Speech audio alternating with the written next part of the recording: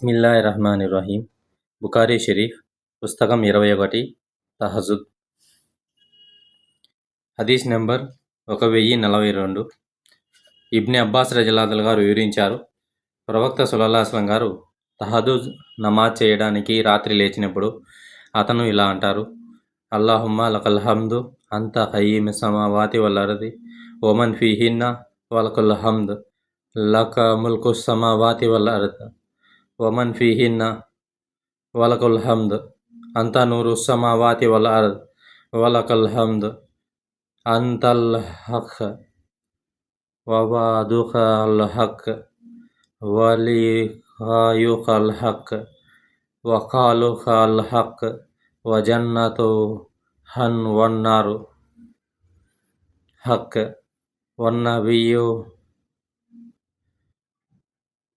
వన్నబియునా హక్ వ ముహమ్మదున్ సల్లల్లాహు అలైహి వసల్లం హక్కు వస్సవాతు హక్. అల్లాహుమ్మా అస్లంతు లక వబిక ఆమంతు వాలైక తవక్కల్తు వాలైక అనబ్తు వాలైక కసంతు వా ఇలైక హకంతు ఫగ్ఫిర్ లీ మా ఖద్దమ్తు వమా అఖర్తనా వమా అస్రర్తు వమా అల్లంతు అంత అల్ ముఖద్దం వా అంత అల్ ముఖదిర్ లా ఇలాహా ఇల్లా అంత.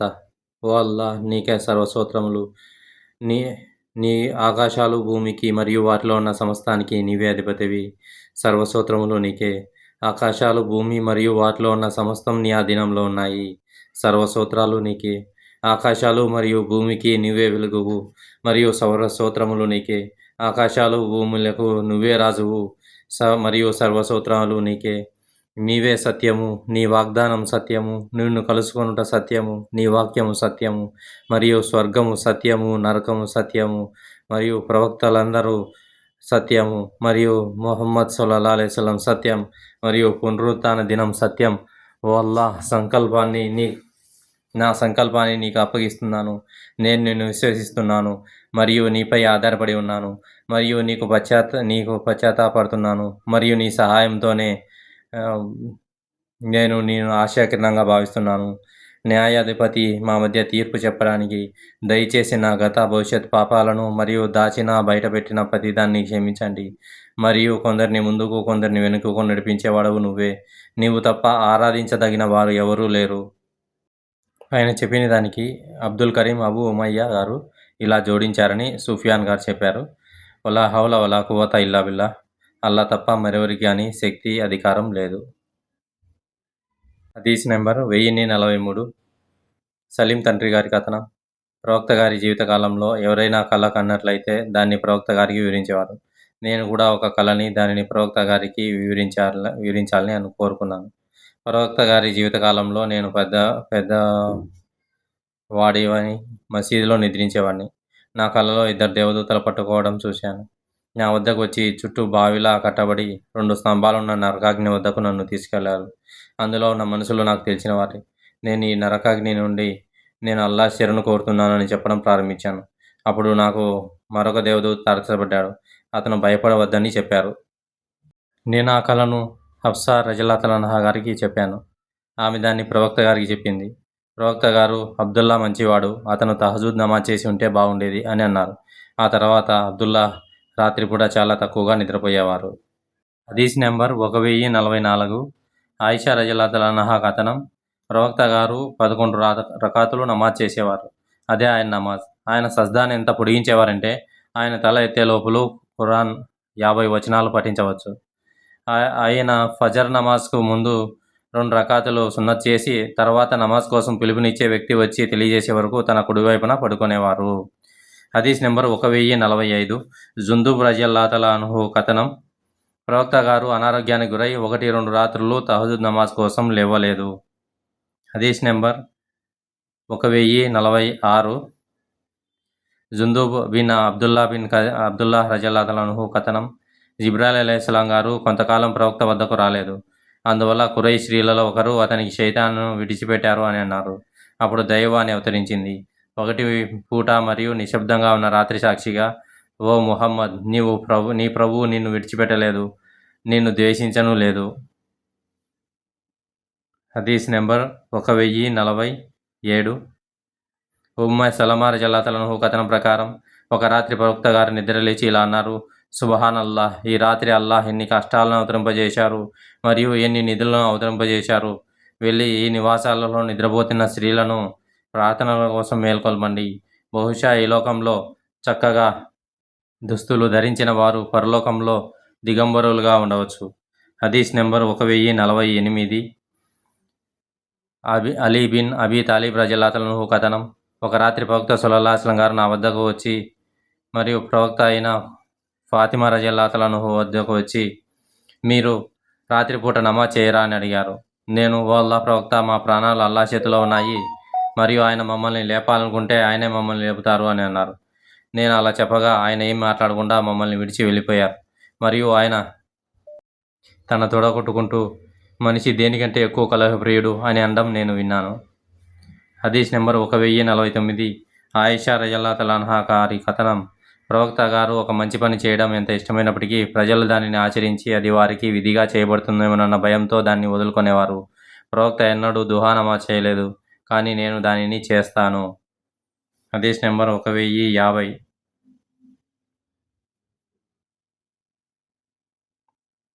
ఆయిషా రజల్లాహు అన్హా గారి కథనం: ఒక రాత్రి ప్రవక్త గారు మసీదులో నమాజ్ చేశారు మరియు ప్రజలు ఆయన్ను అనుసరించారు. మరుసటి రాత్రి కూడా ఆయన నమాజ్ చేశారు. చాలామంది ప్రజలు గుమిగూడారు. 3-4 రాత్రుల్లో ప్రజలు మరింత గుమిగూడారు, కానీ అల్లాహ్ ప్రవక్త వారి వద్దకు బయటికి రాలేదు. ఉదయం ఆయన ఇలా అన్నారు: మీరు ఏమి చేస్తున్నారో నేను చూశాను, కానీ అది మీకు విధిగా చేయబడుతుందేమోనని భయం తప్ప మరేమీ నన్ను మీ వద్దకు రాకుండా ఆపలేదు.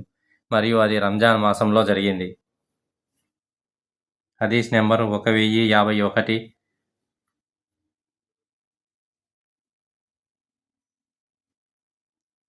అల్ ముగీరా కథనం: ప్రవక్త సల్లల్లాహు అలైహి వసల్లం గారు తన 2 పాదాలు లేదా కాళ్ళు వాచిపోయేంత వరకు నమాజ్లో నిలబడేవారు లేదా ప్రార్థన చేసేవారు.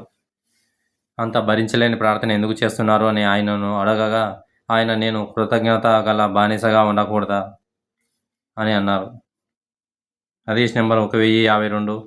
Abdullah bin Amr bin al As రజల్లాహు గారి కథనం: అల్లాహ్ యొక్క ప్రవక్త నాతో ఇలా అన్నారు: అల్లాహ్కు అత్యంత ప్రియమైన ప్రార్థన దావూద్ చేసినది మరియు అల్లాహ్కు అత్యంత ప్రియమైన ఉపవాసాలు కూడా దావూద్ అలైహిస్సలాం చేసినవే. ఆయన రాత్రిలో సగం సేపు నిద్రపోయి ఆ తర్వాత రాత్రిలో 3వ వంతు ప్రార్థన చేసి మళ్ళీ దానిలో 6వ వంతు నిద్రపోయేవారు మరియు ఒకరోజు విడిచి ఒకరోజు ఉపవాసం ఉండేవారు. హదీస్ నెంబర్ 1053. మష్రూక్ గారి కథనం: ప్రవక్త గారు ఏదైనా కార్యం అత్యంత ప్రియమైనదని నేను ఆయిషా రజల్లాహు అన్హా గారిని అడిగాను. ఆమె నిరంతరం చేసే ఒక పని అని ఆమె చెప్పింది. నేను ఇంకా అడిగాను, ఆయన రాత్రిపూట నమాజ్ కోసం ఎప్పుడు లేచేవారు? ఆమె చెప్పింది, ఆయన కోడికూత వినగానే లేచేవారు.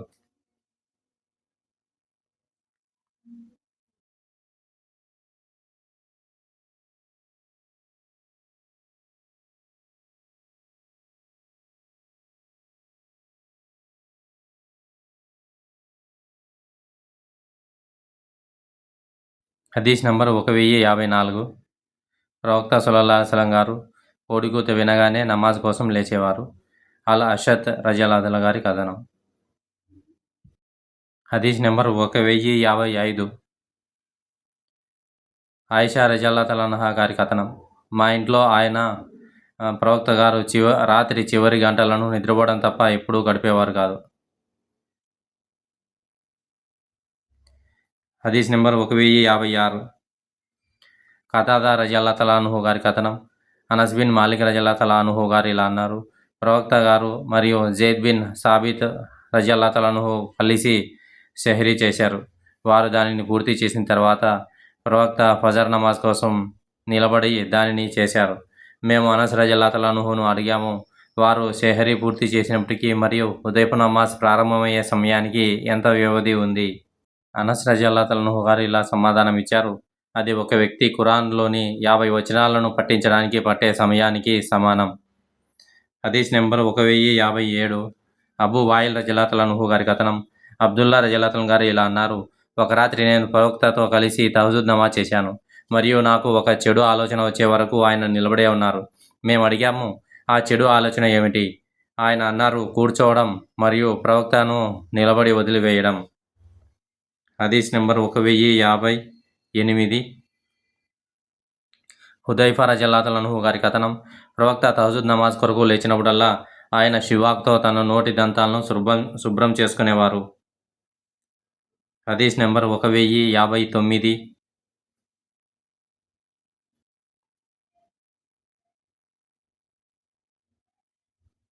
అబ్దుల్లా బిన్ ఉమర్ రజల్లాహు గారి కథనం. ఒక వ్యక్తి, ఓ ప్రవక్త, రాత్రి నమాజ్ ఎలా ఉంటుంది అని అడిగారు. ఆయన 2 రకాతుల తర్వాత మరో 2 రకాతులు, ఆ విధంగా కొనసాగించాలి. తెల్లవారుజాము సమీపిస్తోందని మీకు అనిపించినప్పుడు 1 రకాతును విత్రుగా నమాజ్ చేయాలి అని చెప్పారు.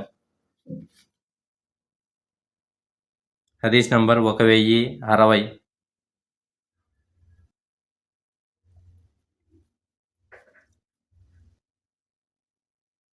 ఇబ్న్ అబ్బాస్ రజల్లాహు గారి కథనం. ప్రవక్త యొక్క నమాజ్ 13 రకాతులుగా ఉండేది. అది రాత్రి నమాజ్.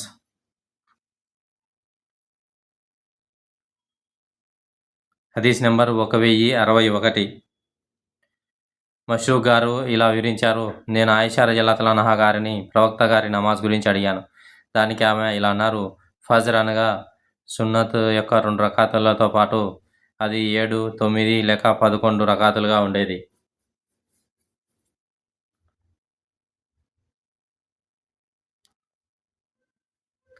హదీస్ నెంబర్ 1062. ఆయిషా రజల్లాహు అన్హా గారు ఇలా వివరించారు. ప్రవక్త గారు రాత్రి నమాజ్లో 13 రకాతులు చేసేవారు. అందులో విత్ర్ మరియు ఫజ్ర్ నమాజ్ యొక్క 2 సున్నతులు ఉండేవి. హదీస్ నెంబర్ 1063. అనస్ బిన్ మాలిక్ రజల్లాహు గారి కథనం. కొన్నిసార్లు ప్రవక్త సల్లల్లాహు అలైహి వసల్లం గారు చాలా రోజుల పాటు ఉపవాసం ఉండేవారు కాదు. దానివల్ల ఆయన ఆ నెలలో ఉపవాసం ఉండరేమో అని మేము అనుకునేవాళ్ళం. మరియు కొన్నిసార్లు ఆయన చాలా రోజుల పాటు ఉపవాసం ఉండేవారు. దానివల్ల ఆయన ఆ నెల మొత్తం ఉపవాసం వదలరేమో అని అనుకునేవాళ్ళం. ఇక ఆయన నమాజ్ మరియు రాత్రి నిద్ర విషయానికి వస్తే, మీరు ఆయన రాత్రి నమాజ్ చేయడం చూడాలనుకుంటే మీరు ఆయనను నమాజ్ చేస్తూ చూడగలిగేవారు. మరియు మీరు ఆయనను నిద్రించడం చూడాలనుకుంటే మీరు ఆయనను నిద్రిస్తూ చూడగలిగేవారు.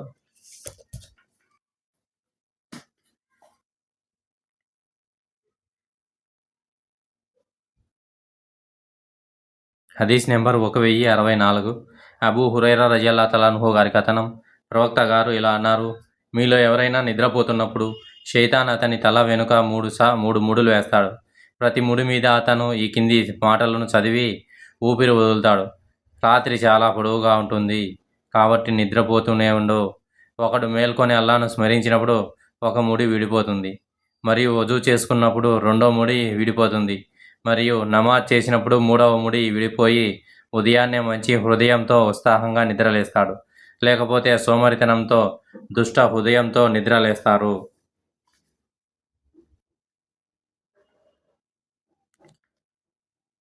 హదీస్ నెంబర్ 1065.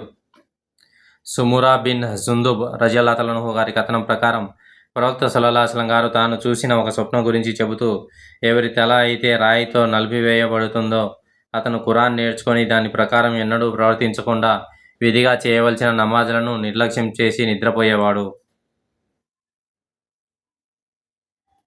హదీస్ నెంబర్ 1066.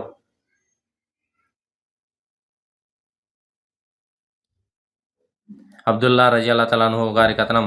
ఒక వ్యక్తి గురించి ప్రవక్త సల్లల్లాహు అలైహి వసల్లం గారి ముందు ప్రస్తావించబడింది. అతను తెల్లవారుజాము వరకు నిద్రపోతూనే ఉన్నారు అని, నమాజ్ కోసం లేవలేదని ఆయనకి చెప్పబడింది. అప్పుడు ప్రవక్త గారు ఇలా అన్నారు. షైతాన్ అతని చెవులలో మూత్రం పోశాడు.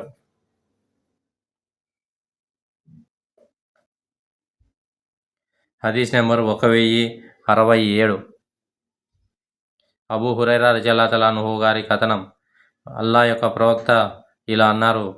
మన ప్రభువు ఆశీర్వదించబడిన వాడు సర్వోన్నతుడు. ప్రతి రాత్రి చివరి 3వ భాగం మిగిలి ఉన్నప్పుడు మనకు అత్యంత సమీపంలో ఉన్న స్వర్గం నుండి దిగి వస్తూ ఇలా అంటారు. నన్ను ప్రార్థించేవారు ఎవరైనా ఉన్నారా? వారి ప్రార్థనకు నేను స్పందించడానికి. నన్ను అడిగేవారు ఎవరైనా ఉన్నారా? వారి కోరికను నేను తీర్చడానికి. నా క్షమాపణను కోరుకునేవారు ఎవరైనా ఉన్నారా? తద్వారా నేను వారిని క్షమించగలను. హదీస్ నెంబర్ 1068. అల్ అస్వద్ రజల్లాహు అన్హు గారి కథనం. నేను ఆయిషా రజల్లాహు అన్హాను ప్రవక్త గారి రాత్రి ప్రార్థన ఎలా ఉండేది అని అడిగాను. ఆమె ఇలా సమాధానం ఇచ్చింది, ఆయన రాత్రిపూట త్వరగా నిద్రపోయేవారు మరియు దాని చివరి భాగంలో ప్రార్థన చేయడానికి లేచి ఆపై తిరిగి తన పడకకు వెళ్ళేవారు. మోజిన్ అజాన్ పలికినప్పుడు ఆయన లేచేవారు. ఆయనకు స్నానం చేయవలసి వస్తే ఆయన స్నానం చేసేవారు, లేకపోతే ఆయన వజూ చేసుకొని ఆ తర్వాత నమాజ్ కోసం బయటికి వెళ్ళేవారు. హదీస్ నెంబర్ 1069. అబూ సల్మా బిన్ అబ్దుర్ రహమాన్ రజియల్లాహు తఆలా అన్హు కథనం. నేను ఆయిషాను రంజాన్ మాసంలో అల్లాహ్ ప్రవక్త నమాజ్ ఎలా ఉండేది అని అడిగాను. ఆమె ఇలా చెప్పింది, అల్లాహ్ ప్రవక్త రంజాన్లో కానీ ఇతర మాసాల్లో కానీ ఎప్పుడూ 11 రకాతులకు మించి నమాజ్ చేసేవారు కాదు. ఆయన 4 రకాతులు, వాటి అందం నిడివి గురించి నన్ను అడగవద్దు. ఆ తర్వాత 4 రకాతులు, వాటి అందం నిడివి గురించి నన్ను అడగవద్దు. ఆ తర్వాత 3 రకాతులు చేసేవారు. ఆయిషా రజియల్లాహు అన్హా గారు ఇంకా ఇలా చెప్పింది, నేను ఓ అల్లాహ్ ప్రవక్త, మీరు వితర్ చేయడానికి ముందు నిద్రపోతారా అని అడిగాను.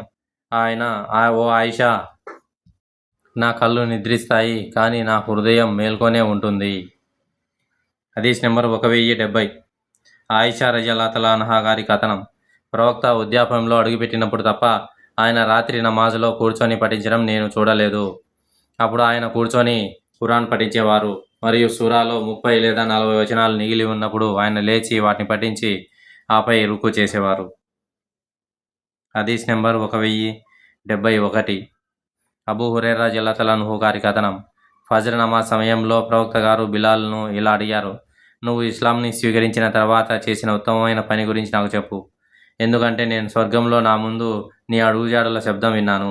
బిలాల్ రజియల్లాహు అన్హు గారు ఇలా జవాబిచ్చారు, పగలు కానీ రాత్రి కానీ నేను వజూ చేసుకున్నప్పుడల్లా ఆ తర్వాత వజూ కోసం నా కోసం రాయబడినంత నమాజ్ తప్ప నేను చెప్పుకోదగ్గ పని ఏదీ లేదు.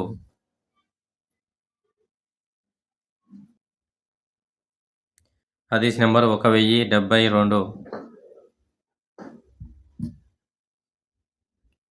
అనస్ బిన్ మాలిక్ రజియల్లాహు అన్హు గారి కథనం ప్రకారం ఒకసారి ప్రవక్త సల్లల్లాహు అలైహి వసల్లం గారు మసీదులో ప్రవేశించి దాని 2 స్తంభాల మధ్య వేలాడుతున్న ఒక త్రాడును చూశారు. ఆయన, ఈ త్రాడు ఏమిటి అని అడిగారు. ప్రజలు ఇలా అన్నారు, ఈ తాడు జైనబ్ కోసం, ఆమె అలసిపోయినప్పుడు నమాజ్ కోసం నిలబడడానికి దీనిని పట్టుకుంటుంది. ప్రవక్త సల్లల్లాహు అలైహి వసల్లం గారు ఇలా అన్నారు, దానిని ఉపయోగించవద్దు, తాడును తీసివేయండి. మీరు చురుగ్గా ఉన్నంతసేపు నమాజ్ చేయండి, అలసిపోయినప్పుడు కూర్చోండి.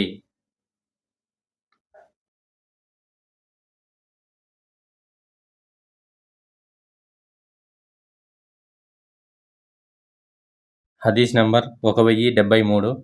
ఆయిషా రజియల్లాహు అన్హా గారి కథనం. బనీ అసద్ తెగకు చెందిన ఒక మహిళ నాతో కూర్చొని ఉండగా ప్రవక్త గారు నా ఇంటికి వచ్చి ఈమె ఎవరు అని అడిగారు. ఈమె పలానా, ఈమె రాత్రిపూట నిద్రపోదు, ఎందుకంటే ఈమె నమాజులలో నిమగ్నమై ఉంటుంది అని చెప్పాను. ప్రవక్త గారు అసంతృప్తిగా ఇలా అన్నారు, మీ శక్తి మేరకు మంచి పనులు చేయండి, ఎందుకంటే మీరు మంచి పనులు చేయడంలో అలసిపోయేంత వరకు అల్లాహ్ ప్రతిఫలాలు ఇవ్వడంలో అలసిపోరు.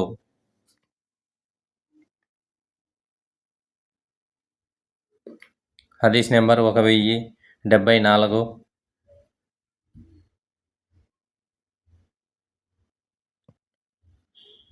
Abdullah bin Amr bin al As రజియల్లాహు అన్హు గారి కథనం.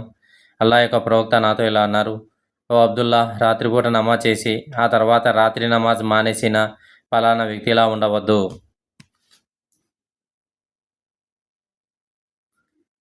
హదీస్ నెంబర్ 1075.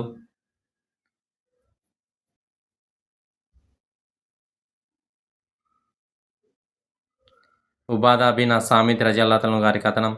ప్రవక్త గారు ఇలా అన్నారు, ఎవరైతే రాత్రిపూట మేల్కొని ఇలా అంటారో, లా ఇలాహ ఇల్లల్లాహు వహ్దహు లా షరీక లహు లహుల్ ముల్క్ వలహుల్ హమ్దు వహువ అలా కుల్లి షైఇన్ కదీర్ అల్హమ్దులిల్లాహి వ సుబ్హానల్లాహి వలా ఇలాహ ఇల్లల్లాహు అల్లాహు అక్బర్ వలా హౌల వలా ఖువత ఇల్లా బిల్లాహ్. ఆరాధించబడడానికి అల్లాహ్ తప్ప మరెవరికి హక్కు లేదు. ఆయనే ఏకైక దేవుడు మరియు ఆయనకు భాగస్వాములు లేరు. రాజ్యం ఆయనకే చెందుతుంది మరియు సర్వస్తోత్రాలు ఆయనకే చెందుతాయి. ఆయన సర్వశక్తివంతుడు. సర్వస్తోత్రాలు అల్లాహ్కే చెందుతాయి. సర్వ మహిమలు అల్లాహ్కే చెందుతాయి మరియు ఆరాధించబడడానికి అల్లాహ్ తప్ప మరెవరికి హక్కు లేదు. అల్లాహ్ గొప్పవాడు మరియు అల్లాహ్తో తప్ప మరెవరికి శక్తి కానీ అధికారం కానీ లేదు. ఆ తర్వాత ఇలా అంటారు, అల్లాహుమ్మా గ్ఫిర్లీ, ఓ అల్లాహ్ నన్ను క్షమించు. లేదా అతను అల్లాహ్ను ప్రార్థిస్తే అతని ప్రార్థన స్వీకరించబడుతుంది. మరియు అతను వజూ చేసుకొని నమాజ్ చేస్తే అతని ప్రార్థన అంగీకరించబడుతుంది.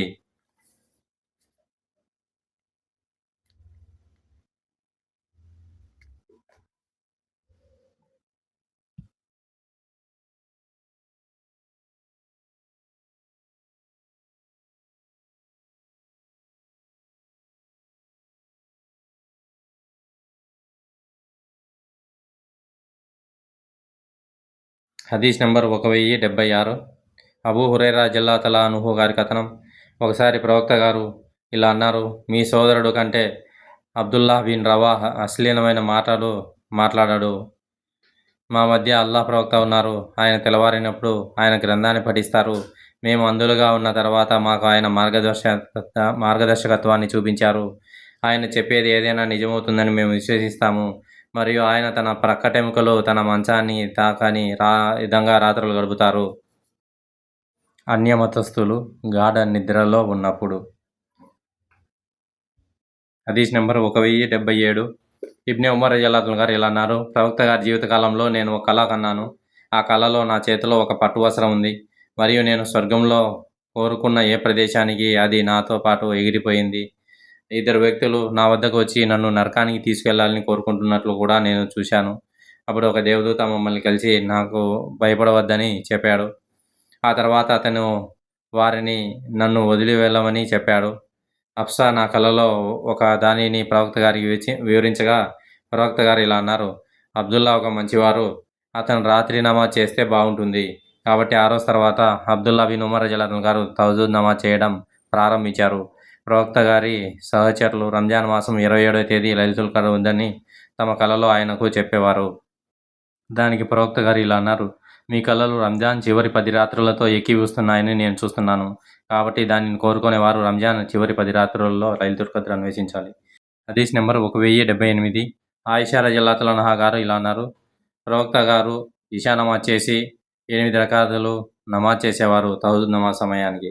ఆ తర్వాత కూర్చొని 2 రకాతులు చేశారు. అనంతరం ఆయన ఫజర్ నమాజ్లో అజాన్ మరియు ఇకామాల మధ్య 2 రకాతులు నమాజ్ చేసేవారు మరియు ఆయన వాటిని ఎన్నడూ తప్పలేదు. హదీస్ నెంబర్ 1079. నాఫీ గారి కథనం ప్రకారం ఇబ్నే ఉమర్ రజియల్లాహు అన్హు ఇలా అన్నారు: ప్రవక్త గారి జీవితకాలంలో నేను ఒక కల కన్నాను. ఆ కలలో నా చేతిలో ఒక పట్టువస్త్రం ఉంది మరియు నేను స్వర్గంలో కోరుకున్న ప్రదేశానికి అది నాతో పాటు ఎగిరిపోయింది. ఇద్దరు వ్యక్తులు నా వద్దకు వచ్చి నన్ను నరకానికి తీసుకువెళ్లాలని కోరుకుంటున్నట్లు కూడా నేను చూశాను. అప్పుడు ఒక దేవదూత మమ్మల్ని కలిసి భయపడవద్దని నాకు చెప్పారు. ఆ తర్వాత అతను వారు నన్ను వదిలి వెళ్ళమని చెప్పారు. హఫ్సా నా కలలో ఒకదానిని ప్రవక్త గారికి వివరించగా ప్రవక్త గారు ఇలా అన్నారు: అబ్దుల్లా ఒక మంచివాడు. అతను తహజ్జుద్ నమాజ్ చేస్తే బాగుంటుంది. కాబట్టి ఆ రోజు తర్వాత అబ్దుల్లా బిన్ ఉమర్ రజియల్లాహు గారు తహజ్జుద్ నమాజ్ చేయడం ప్రారంభించారు.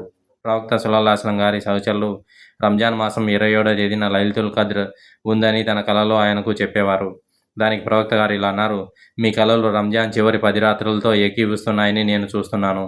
కాబట్టి దానిని కోరుకునేవారు రంజాన్ చివరి 10 రాత్రుల్లోనే దానిని వెతకాలి.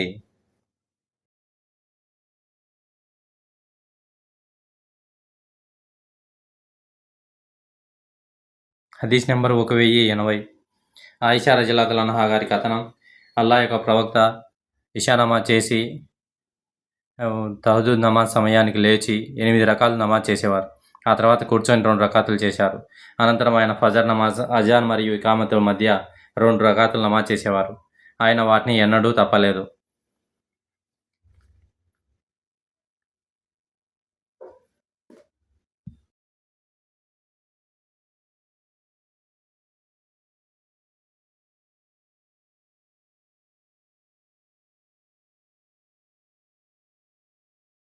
హదీస్ నెంబర్ 1081. ఆయిషా రజియల్లాహు అన్హా గారి కథనం. ప్రవక్త గారు ఫజర్ నమాజ్లో 2 రకాతులు సున్నత్ నమాజ్ చేసిన తర్వాత తన కుడివైపున పడుకునేవారు. హదీస్ నెంబర్ 1082. ఆయిషా రజియల్లాహు అన్హా గారి కథనం. ఫజర్ నమాజ్ యొక్క సున్నత్ నమాజ్ ఆచరించిన తర్వాత నేను మేల్కొని ఉంటే ప్రవక్త గారు నాతో మాట్లాడేవారు. లేదంటే ఫజర్ నమాజ్ కోసం ఇకామత్ పిలుపు వినిపించే వరకు ఆయన పడుకునేవారు.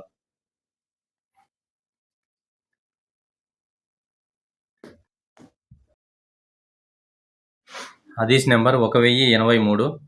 ఆయిషా గారి ఉల్లేఖనం. ఈ 2 రకాతుల సున్నత్ నమాజ్ ఆచరించిన తర్వాత నేను మేల్కొని ఉంటే ప్రవక్త సల్లల్లాహు అలైహి వసల్లం గారు నాతో సంభాషించేవారు. లేదంటే ఆయన పడుకునేవారు.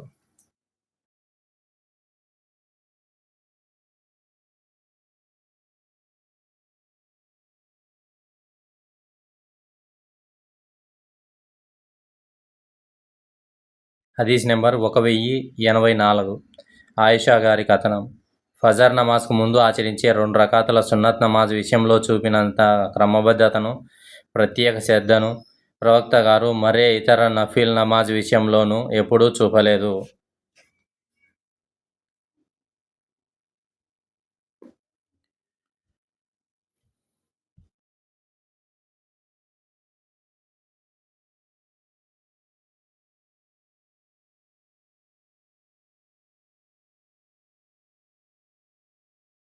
హదీస్ నెంబర్ 1085. ఆయిషా గారి కథనం. ప్రవక్త గారు రాత్రి నమాజ్లో 13 రకాతులు ఆచరించేవారు. ఉదయపు నమాజ్ కోసం అజాన్ వినగానే ఆయన 2 తేలికపాటి రకాతులు ఆచరించేవారు.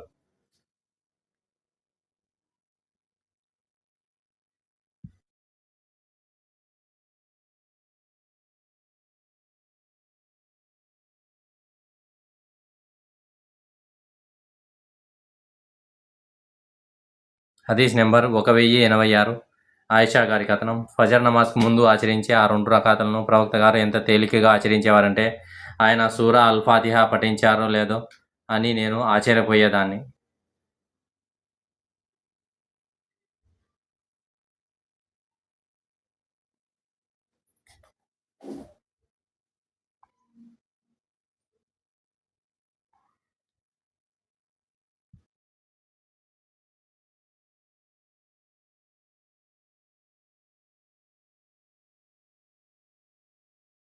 హదీస్ నెంబర్ 1087. జాబిర్ బిన్ అబ్దుల్లా రజల్లాహు అన్హు గారి కథనం. ఖురాన్ సూరాలను మాకు బోధించినట్లే అన్ని విషయాల్లోనూ ఇస్తిఖార అంటే ఏదైనా పని లేదా కార్యంలో సరైన మార్గాన్ని చూపమని అల్లాహ్ను వేడుకోవడం, చేసే విధానాన్ని కూడా ప్రవక్త గారు మాకు బోధించేవారు. అతను చెప్పారు, మీలో ఎవరైనా ఏదైనా ఉద్యోగం చేయాలని అనుకుంటే అతను 2 రకాతులు ఇవ్వాలి. తప్పనిసరి ప్రార్థనలు కాకుండా ఇతర ప్రార్థనలు మరియు నమాజ్ తర్వాత ఈ దువా చెప్పాలి. అల్లాహుమ్మా ఇన్నీ అస్తఖీరుక బి ఇల్మిక వాస్తఖదిరుక బి కుదరతిక వాసలుక మిన్ ఫజ్లిక లాజీమ్ ఫఇన్నక తఖ్దిరు వలా అఖ్దిర్ వతఅలము వలా ఆలము వఅంత అల్లాముల్ గుయూబ్. అల్లాహుమ్మా ఇన్ కున్త తఅలము అన్న హాజల్ అమ్ర ఖైరుల్ లీ ఫీ దీని వమాషి వాఖిబతి అమ్రి లేదా అజిలి అమ్రి వాజిలిహి ఫఖ్దిర్హు వాలా యుసిరు వైసిర్ లీ తుమ్మ బారిక్ లీ ఫీహి వైన్ కుంత తాలము అన్న హాజల్ అమ్ర షిర్రుల్ లీ ఫీ దీని వమాషి వాకిబతి అమ్రి లేదా ఫీ అజిలి అమ్రి వాజిలిహి ఫాషిరుహు అన్ని ఇష్రఫ్ని అన్హు వఖ్దిర్లి అల్ ఖైర హైతు హానా తుమ్మ అర్దిని బిహి. వల్ల నీ జ్ఞానం నుండి, నీ మార్గదర్శకత్వాన్ని, నీ శక్తి నుండి బలాన్ని కోరుతున్నాను మరియు నీ అనుగ్రహాలని అర్థిస్తున్నాను. సమర్థుడువు నీవే, నేను కాదు. తెలిసినవాడవు నువ్వే, నాకు తెలియదు. మరియు అదృశ్య విషయాలను తెలియనివాడవు నువ్వే. ఓ అల్లాహ్, ఈ పని నా ధార్మిక జీవితానికి, నా జీవనోపాధికి మరియు పరలోక జీవితానికి మేలు చేస్తుందని నీకు తెలిస్తే అప్పుడు దీనిని నా కోసం నిర్ణయించు. దీనిని పొందడానికి నాకు సులభతరం చెయ్యి. ఆపై దీనిలో నాకు బర్కత్ను చేకూర్చు.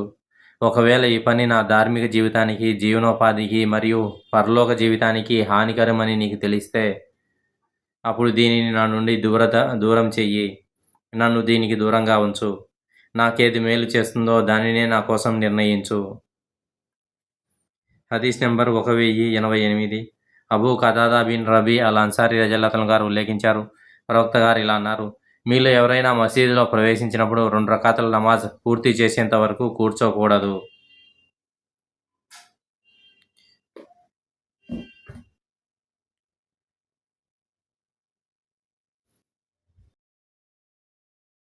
హదీస్ నెంబర్ 1089. అనస్ బిన్ మాలిక్ రజల్లాహు గారు ఉల్లేఖించారు, ప్రవక్త గారు మాకు నాయకత్వం వహించి 2 రకాతుల నమాజ్ చేయించారు. ఆపై అక్కడి నుండి వెళ్ళిపోయారు.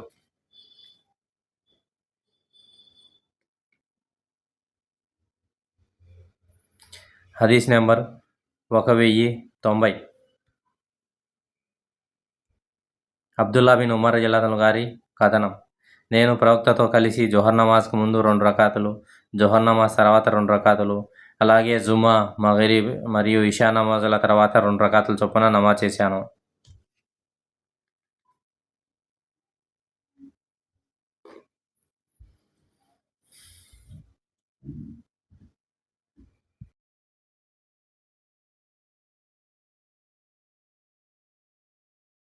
హదీస్ నెంబర్ 1091.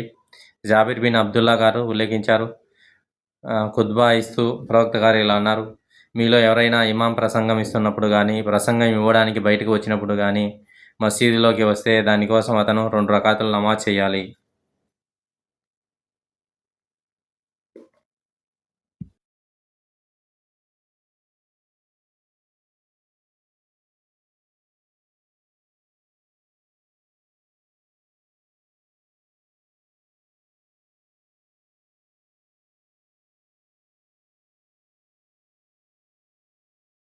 హదీస్ నెంబర్ 1092. ముజాహిద్ రజల్లాహు గారు ఉల్లేఖించారు, ఒక వ్యక్తి ఇబ్నే ఉమర్ రజల్లాహు గారి వద్దకు వచ్చి ప్రవక్త గారు కాబాలోకి ప్రవేశించారని ఆయనకు తెలియజేశారు. ఇబ్నే ఉమర్ రజల్లాహు గారు ఇలా అన్నారు, నేను కాబా మందిరానికి వెళ్ళాను. అప్పటికే అల్లాహ్ ప్రవక్త కాబా నుండి బయటకు వచ్చారని నేను గమనించాను. కాబా ద్వారం పక్కన బిలాల్ రజల్లాహు నిలబడి ఉండడం నేను చూశాను. నేను ఇలా అడిగాను, ఓ బిలాల్, ప్రవక్త గారు కాబా లోపల నమాజ్ చేశారా? బిలాల్ గారు అవును అని సమాధానం ఇచ్చారు. నేను ఎక్కడ చేశారు అని అడిగాను. ఆయన బదులిచ్చారు, ఈ 2 స్తంభాల మధ్య నమాజ్ చేశారు. ఆ తర్వాత బయటకు వచ్చి కాబా ముందర 2 రకాతులు నమాజ్ చేశారు. అబూ అబ్దుల్లా రజల్లాహు గారు ఇలా అన్నారు, అబూ హురైరా ఇలా చెప్పారు, ప్రవక్త గారు నాకు 2 రకాతుల జుహా నమాజ్ చేయమని ఉపదేశించారు. ఇద్బాన్ బిన్ మాలిక్ గారు ఇలా అన్నారు, అల్లాహ్ ప్రవక్త మరియు అబూబకర్ సూర్యోదయం తర్వాత నా వద్దకు వచ్చారు. మేము ప్రవక్త సల్లల్లాహు అలైహి వసల్లం వెనుక వరుసలో నిలబడి 2 రకాతులు నమాజ్ చేశాం. ఒక వ్యక్తి ఇబ్నే ఉమర్ రజల్లాహు గారి ఇంటికి వచ్చి ప్రవక్త గారు కాబాలో ప్రవేశించారని ఆయనకు చెప్పారు. ఇబ్నే ఉమర్ రజల్లాహు గారు ఇలా అన్నారు, నేను కాబా ముందుకి వెళ్ళి చూడగా ప్రవక్త గారు కాబా నుండి బయటకు వచ్చారు. కాబా ద్వారం పక్కన బిలాల్ గారు నిలబడి ఉండడం నేను చూశాను. నేను, ఓ బిలాల్, ప్రవక్త గారు కాబా లోపల నమాజ్ చేశారా అని అడిగాను. అందుకు ఆయన అవునని జవాబిచ్చారు. నేను ఎక్కడ చేశారు అని అడిగాను. అతను ఈ 2 స్తంభాల మధ్య నమాజ్ చేసి ఆ తర్వాత బయటకు వచ్చి కాబా ముందు 2 రకాతులు నమాజ్ చేశారు అని జవాబిచ్చారు. అబూ అబ్దుల్లా రజల్లాహు గారు ఇలా అన్నారు, అబూ హురైరా గారు ఇలా అన్నారు, సూర్యోదయం తర్వాత మరియు మధ్యాహ్నానికి ముందు చేసే దుహా నమాజును 2 రకాతులు చేయమని ప్రవక్త గారు నాకు సలహా ఇచ్చారు. ఇద్బాన్ బిన్ మాలిక్ ఇలా అన్నారు, సూర్యోదయం తర్వాత అల్లాహ్ యొక్క ప్రవక్త సల్లల్లాహు అలైహి వసల్లం గారు మరియు అబూబకర్ నా వద్దకు వచ్చారు మరియు మేము ప్రవక్త గారి వెనక వరుసలో నిలబడి 2 రకాతులు నమాజ్ చేశాము.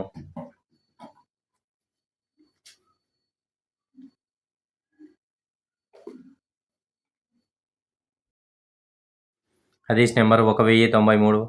ఇబ్నే ఉమర్ రజల్లాహు గారి కథనం. నేను ప్రవక్తతో కలిసి జొహర్ నమాజ్కు ముందు 2 రకాతులు మరియు జొహర్ నమాజ్ తర్వాత 2 రకాతులు, మగరిబ్, ఇషా మరియు జుమా నమాజుల తర్వాత 2 రకాతులు నమాజ్ చేశాను. మగరిబ్ మరియు ఇషా నమాజులు ఆయన ఇంట్లో చేయబడ్డాయి. నా సోదరి హఫ్సా నాకు చెప్పింది, ప్రవక్త గారు తెల్లవారుజామున 2 తేలికపాటి రకాతులు నమాజ్ చేసేవారని మరియు ఆ సమయంలో నేను ప్రవక్త గారి వద్దకు ఎప్పుడూ వెళ్ళేదాన్ని కాదని.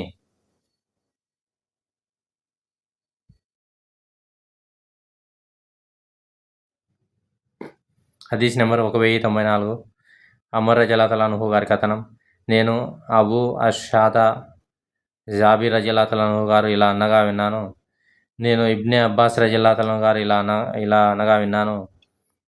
నేను అల్లాహ్ యొక్క ప్రవక్త సల్లల్లాహు అలైహి వసల్లం గారితో కలిసి 8 రకాతులు జొహర్ మరియు అసర్ నమాజులు మరియు 7 రకాతులు మగరిబ్ మరియు ఇషా నమాజులు కలిసి నమాజ్ చేశాను. నేను అన్నాను, ఓ అబూ అషాదా, అతను జొహర్ నమాజ్ ఆలస్యంగా మరియు అసర్ నమాజ్ను ముందుగా చేసి ఉంటానని నేను అనుకుంటున్నాను. ఇషా నమాజ్ ముందుగా, మగరిబ్ నమాజ్ ఆలస్యంగా అబూ అషాతా గారు నేను కూడా అలాగే అనుకుంటున్నాను అని చెప్పారు. హదీస్ నెంబర్ 1095 మువర్రిక్ రజల్లాహు గారి కథనం. నేను ఇబ్నే ఉమర్ రజల్లాహును మీరు దుహర్ నమాజ్ చేస్తారా అని అడిగాను. ఆయన లేదు అని సమాధానం ఇచ్చారు. నేను ఇంకా ఇలా అడిగాను, ఉమర్ దానిని చేసేవారా? ఆయన లేదు అని సమాధానం ఇచ్చారు.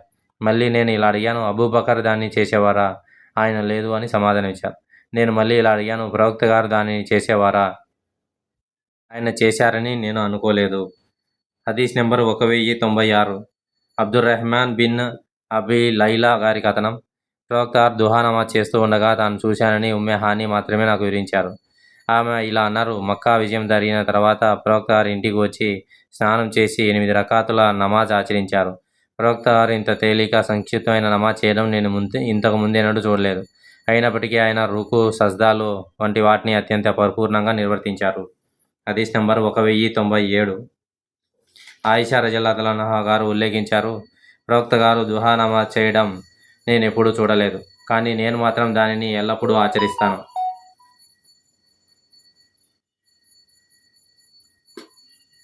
హదీస్ నెంబర్ 1098 అబూ హురైరా రజల్లాహు అన్హు గారు ఉల్లేఖించారు, నా మిత్రుడు ప్రవక్త సల్లల్లాహు అలైహి వసల్లం గారు నాకు 3 విషయాలు పాటించమని సలహా ఇచ్చారు. నేను మరణించేంత వరకు వాటిని విడిచిపెట్టను. అవి ప్రతి నెల 3 రోజులు ఉపవాసం ఉండడం, దుహా నమాజ్ ఆచరించడం మరియు నిద్రపోవడానికి ముందు వితర్ నమాజ్ చేయడం.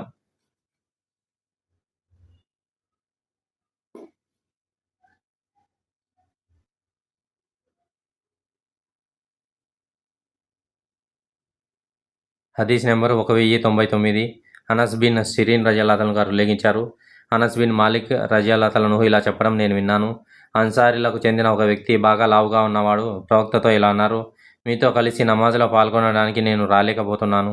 అప్పుడు ప్రవక్త గారు అతను కలిసి భోజనం సిద్ధం చేసి ఆయనను తన ఇంటికి ఆహ్వానించారు.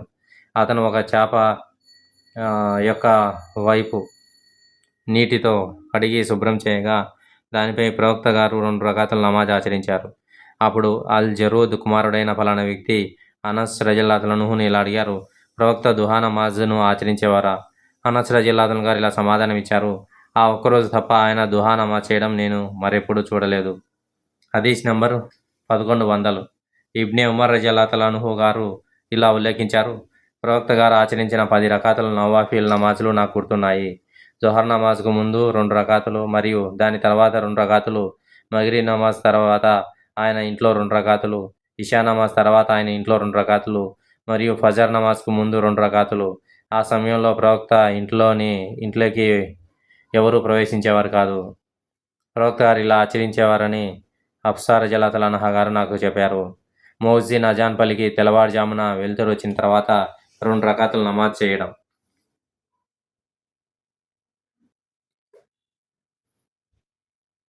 హదీస్ నంబర్ 1101 ఆయిషా రజల్లాహు అన్హా గారు ఉల్లేఖించారు, ప్రవక్త గారు జొహర్ నమాజ్కు ముందు 4 రకాతులు, ఫజర్ నమాజ్కు ముందు 2 రకాతులు నమాజ్ చేయడాన్ని ఎప్పుడూ విడిచిపెట్టేవారు కాదు.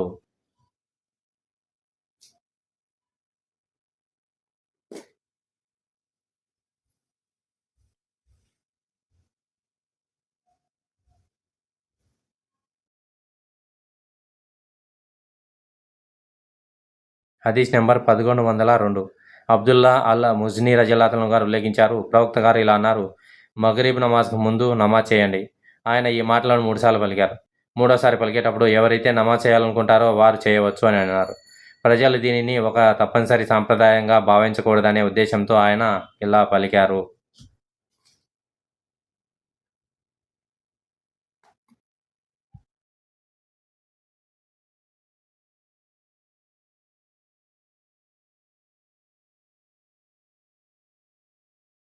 హదీస్ నెంబర్ 1103 మర్షద్ బిన్ అబ్దుల్లా అల్ యజానీ రజియల్లాహు అన్హు గారు ఉల్లేఖించారు, నేను ఉక్బా బిన్ ఆమిర్ అల్ జుహానీ రజియల్లాహు అన్హు వద్దకు వెళ్ళి ఇలా అడిగాను, అబీ తమీమ్ గారు మగ్రిబ్ నమాజ్కు ముందు 2 రకాతులు నమాజ్ చేయడం మీకు ఆశ్చర్యం కలిగించడం లేదా? దానికి ఉక్బా రజియల్లాహు అన్హు గారు ఇలా సమాధానం ఇచ్చారు, ప్రవక్త సల్లల్లాహు అలైహి వసల్లం గారు జీవించి ఉన్న కాలంలో మేము కూడా అలాగే చేసేవాళ్ళం. అప్పుడు నేను ఆయన్ని ఇలా అడిగాను, మరి ఇప్పుడు అలా చేయకుండా మిమ్మల్ని ఆపుతున్నది ఏమిటి? ఆయన బదులిచ్చారు, వ్యాపార వ్యవహారాలు.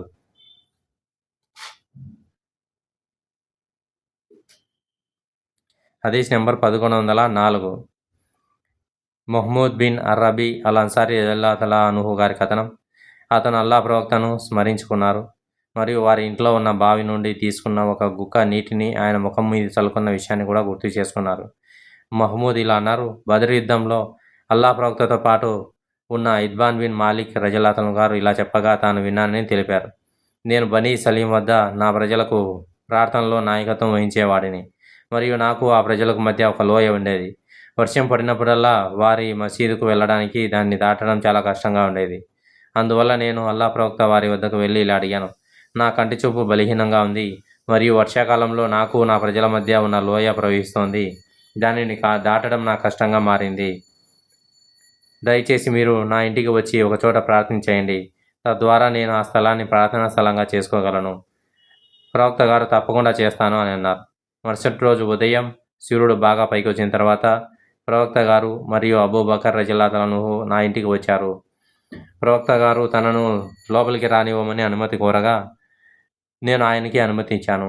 ఆయన కూర్చోకముందే మీ ఇంట్లో మేము ఎక్కడ నమాజ్ చేయాలి అని అడిగారు. ఆయన ఎక్కడ నమాజ్ చేయాలో నేను ఆ స్థలాన్ని చూపించాను.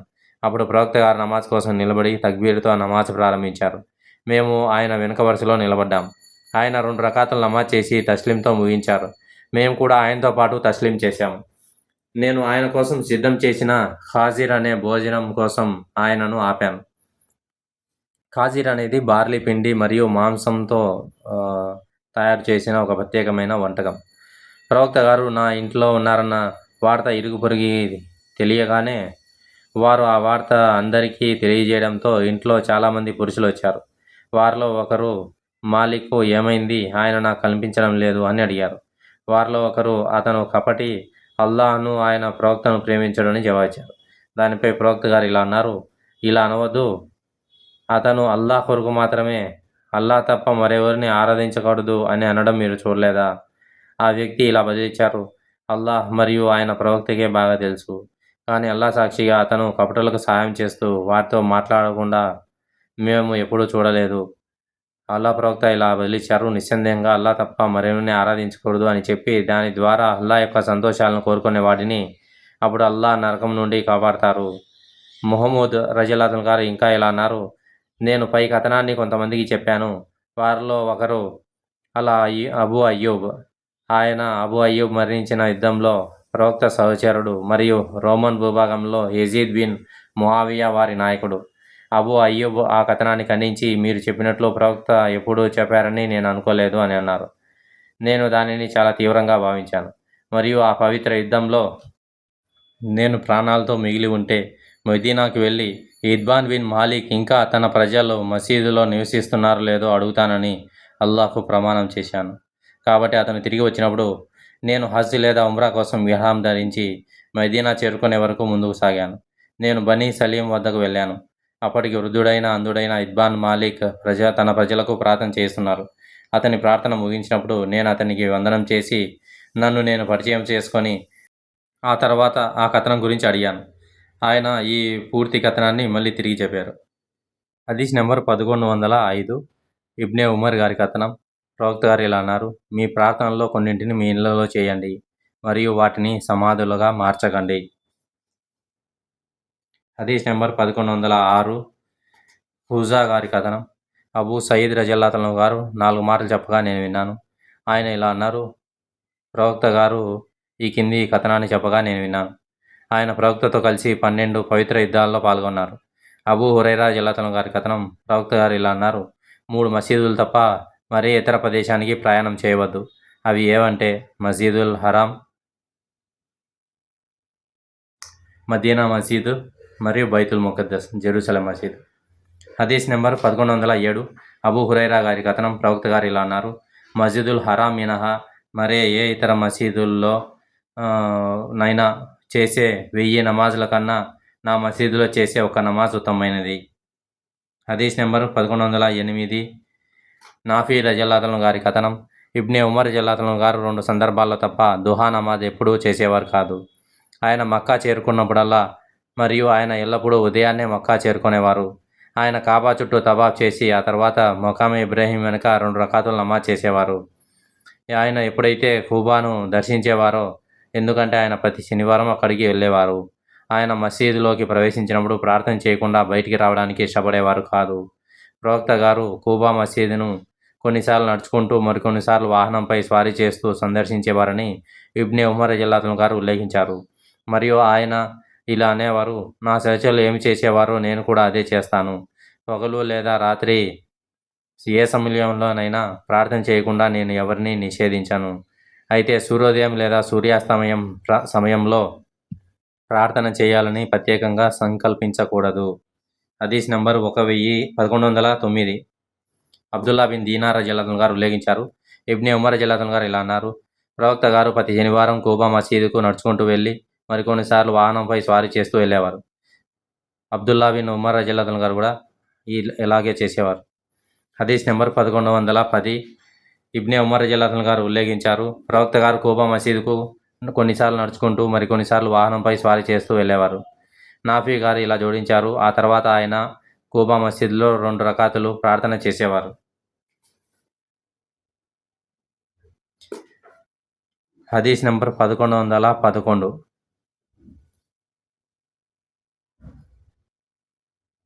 అబ్దుల్లా బిన్ జైద్ అల్ మాజ్ని గారు ఉల్లేఖించారు, ప్రవక్త గారు ఇలా అన్నారు, మా ఇంటికి మరియు నా ఉపన్యాస వేదిక మింబర్కు మధ్య స్వర్గపు తోటలలో ఒక తోట ఉంది.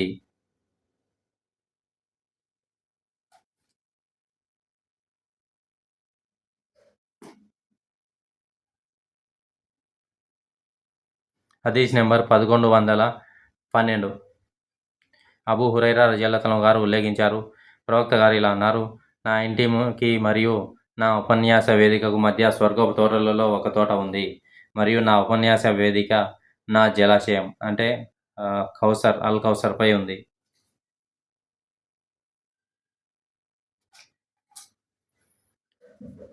హదీస్ నెంబర్ 1113.